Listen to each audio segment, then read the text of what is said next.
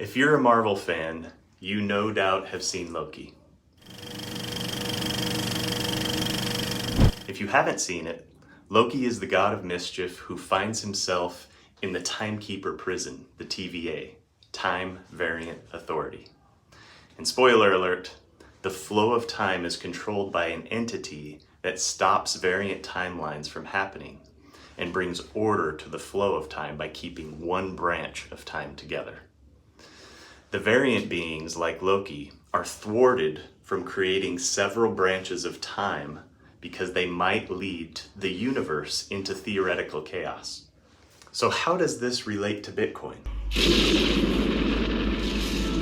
Long ago, there was a vast multiversal war. Countless unique timelines battled each other for supremacy, nearly resulting in the total destruction of, well, everything.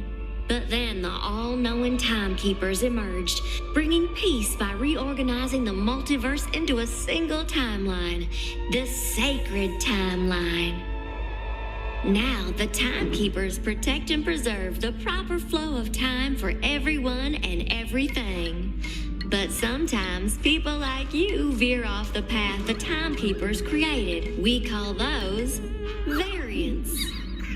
Maybe you started an uprising, or were just late for work. Whatever it was, stepping off your path created a nexus event, which left unchecked could branch off into madness, leading to another multiversal war.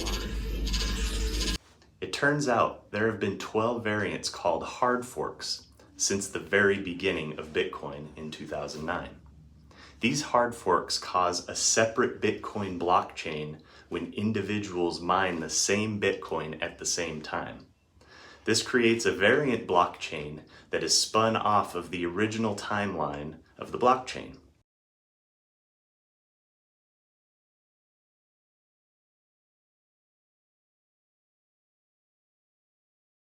When the math problem is solved for the same Bitcoin at the same time, those miners then split the reward based on how much processing power they put in to solve that math problem.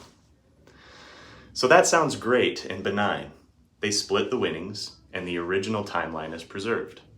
But other variants have actually created separate timelines, so to speak. So I'm quoting again. In a hard fork, miners must choose whether to continue validating the old blockchain or the new one. Bitcoin Cash was created to accommodate a larger block size compared to Bitcoin, allowing more transactions into a single block. And this was probably to solve the clunkiness of Bitcoin used in everyday transactions. So despite their philosophical differences, Bitcoin Cash and Bitcoin share several technical similarities.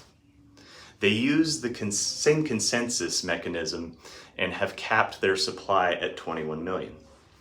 Bitcoin Cash itself underwent a fork also in November of 2018 and split into Bitcoin Cash ABC and Bitcoin Cash SV Satoshi Vision. Bitcoin Cash ABC is referred to as Bitcoin Cash now, so you can see how this is just constantly building one fork after another. This to me is a bit disturbing and thought-provoking at the same time. So if Bitcoin can spawn off into all these new timelines, then a new variant of Bitcoin is generated, making the 21 million cap limitless. And therefore, comparing it to something that is very limited, like gold, it makes Bitcoin a bit more like fool's gold. So that solves the extreme deflationary concern that I have with Bitcoin as a reserve currency, but it sparks an even worse concern that it isn't as rare as once thought. Now multiple variants of Bitcoin can spawn, but the new variants tend to solve the clunkiness of the original Bitcoin protocol. So therefore, Bitcoin could become the MySpace of social media platforms as the clunkiness of Bitcoin is fixed over time. I still feel that gold is already the solution. There are new gold-backed cryptocurrencies that to me are very exciting and could solve the inflationary problems that we have right now in our endless money printing governments today. The reason money was backed by gold in the first place was to prevent politicians handing out supposed free money to get votes, when in reality it hurts the very people that it's supposed to help in the first place. People were never taught in school that money is just a medium of exchanging productivity. It's supposed to represent each of us that produce something that we can then exchange with one another more easily. So rather than trading in one movie ticket for a whole cow because you need to eat, now that producer can create hundreds of tickets and trade in other things like a cow or eggs or whatever it may be. But money that is just printed with no productivity creates inflation. Now all of those prices go up. So the idea behind Bitcoin is great, but if it can split off into all these variants, then it is no better than the pieces of paper that you hold in your wallet. And I know they'll say that there was production to create each individual Bitcoin by using massive amounts of electricity to mine each Bitcoin, even in these other forks, because it's the same protocol. But if each coin can branch out into 21 million endlessly, then it doesn't even compare to the very limited resource of gold.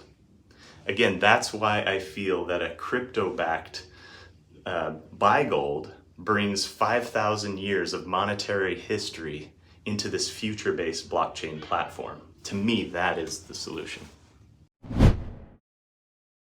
Don't forget to click the like button if you enjoyed this video, and please click the subscribe button so that you get regular updates when this new videos come out.